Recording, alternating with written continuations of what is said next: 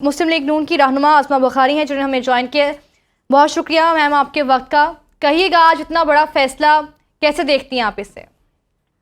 जी बहुत शुक्रिया, अल्लाह ताला का करम है जी कि परवरदिगार ने एक एक करके वो तमाम सियासी इंतकाम के बाब जो इमरान खान ने अपने सियासी मुखालफिन के लिए खोले थे उसका एक एक करके उनके जो बाब हैं वो बंद हो रहे हैं और हमारी बेगुनाही सामने आ रही है। ख़ास तौर पर इस केस में क्योंकि मेरे वालिद साहब राना साहब के वकील थे और मैं भी इस केस के अंदर जो है वो सारे फैक्ट्स को जानती हूँ और आप मीडिया ने भी सब रिपोर्ट किया। इस केस में क्या नहीं किया गया, अल्लाह ताला की कस्में खाई गई, कुरान शरीफ की जो है वो हवाले दिए गए और न जाने क्या क्या कहा गया, हमारे पास ये है, हमारे पास वो है। और वक्त ने खुद साबित किया कि राना साहब के खिलाफ ये केस जो है वो सिर्फ एक इमरान खान साहब की ख्वाहिश के ऊपर जो है वो बनाया गया था। ये फैसला तो आ गया, अल्लाह का शुक्र है, लेकिन जो राना साहब ने जून जुलाई अगस्त की जो एक गर्मी थी उसमें मौत की चक्की के अंदर जो उनको बंद किया गया था, जो तकलीफ उनको जो दी गई थी उसका जवाब कौन देगा? उनकी फैमिली के अंदर जो लोग थे, खासतौर पर उनकी बेगम साहिबा जिन्होंने बहुत मर्दाना वार राना साहब का केस लड़ा और जो तकलीफ वो सारा सारा दिन बाहर जेल के खड़ी होती थी, उनको मिलने की इजाज़त नहीं दी जाती थी, उनको खाना दवाइयाँ नहीं भिजवाने की इजाज़त दी जाती थी, इसका जवाब कौन देगा? क्या ये जो उनको मिलाइन करने की, उनको बदनाम करने की, आपको याद होगा यहाँ तक कहा गया कि एक इंटरनेशनल रैकेट है और राना साहब जो है वो उसका हिस्सा है और हमारे पास सबूत हैं। वो जो है वो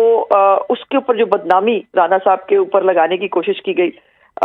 उस मीडिया ट्रायल का क्या होगा जो राना साहब के साथ जो है वो किया गया।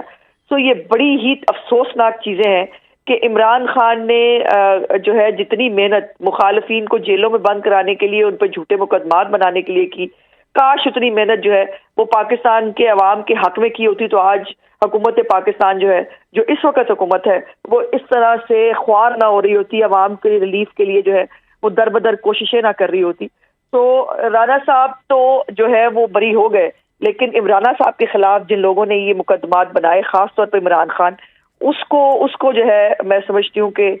या तो उसको माफ़ी मांगनी चाहिए अगर उसके अंदर इतनी इखलाकी जुर्रत हो, या कम अज़ कम जो है वो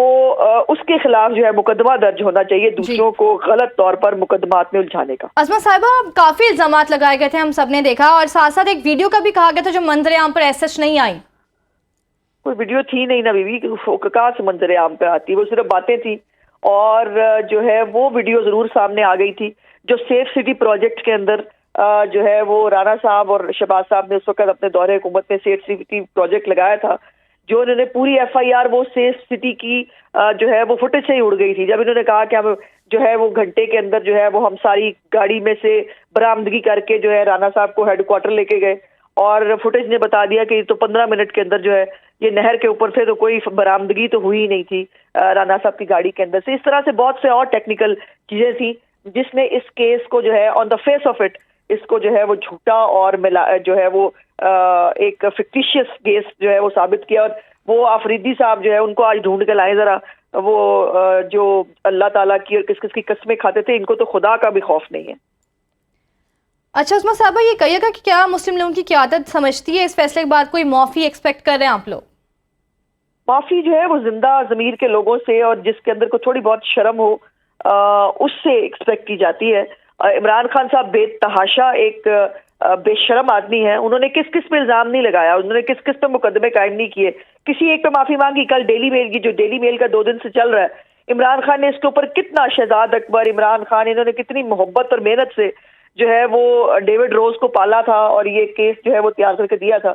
उसके ऊपर उन्होंने आपने किसी की माफी मांगी, ऊपर से वो डिटाई का जो है मुजाहरा कर रहे हैं। तो माफिया जो है वो जिंदा दिल और शर्म रखने वाले लोग जो है वो माफी मांगते हैं, इस किस्म के लोग नहीं मांगते।